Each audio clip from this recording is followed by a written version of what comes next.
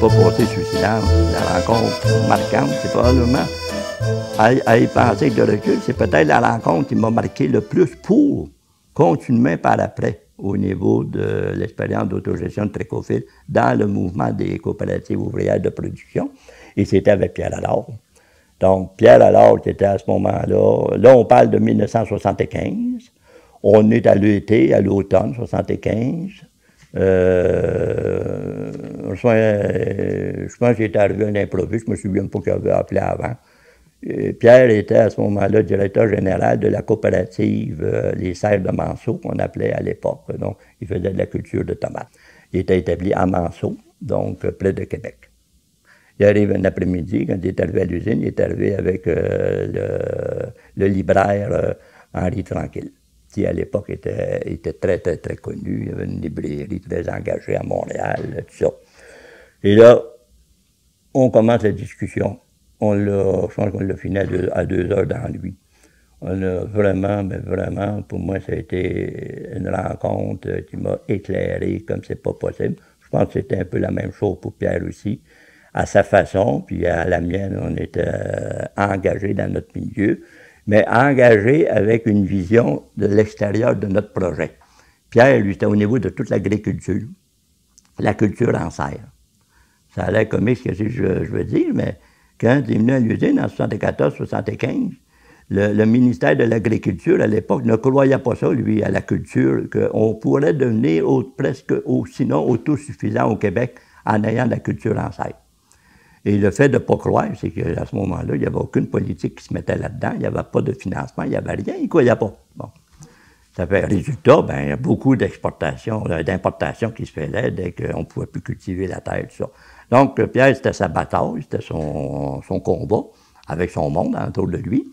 Alors que nous autres, Trécophile, c'était dans le secteur industriel, puis le contrôle des travailleurs, puis le syndicat, puis tout ça. T'sais.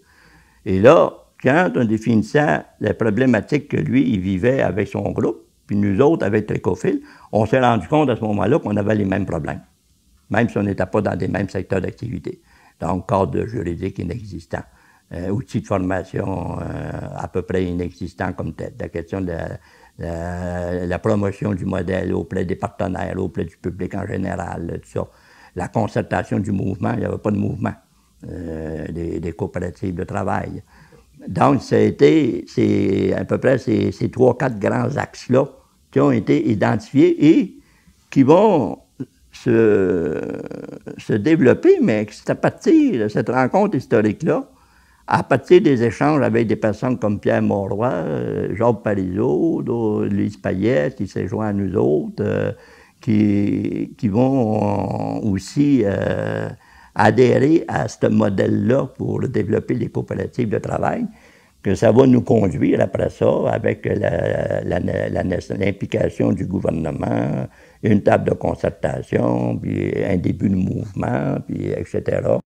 Puis des lois qui vont s'adapter. La question du financement, j'ai oublié de le mentionner tantôt, mais c'était d'un air de la guerre comme tel, avoir un capital de risque prêt à investir ou des prêts de risque prêts à investir dans ces projets-là, qui semblaient peut-être moins porteurs si tu le regardais avec la lunette traditionnelle du système capitaliste, mais qui était très porteur comme moyen de contrôle de notre milieu, de développement local qu'on parle aujourd'hui, qu'à l'époque, on n'avait pas nécessairement ce thème-là comme tel.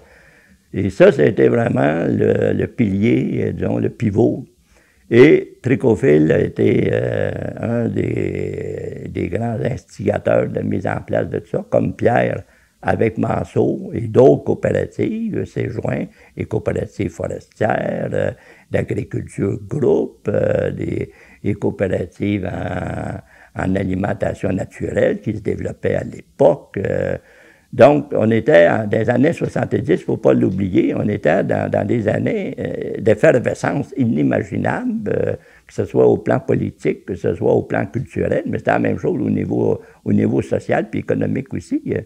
Moi, je me rappelle, quand le PQ a pris le pouvoir en 1976, en 1977, s'est créé cette première table de concertation-là pour commencer à se donner un outil de rassemblement pour les coopératives de travail.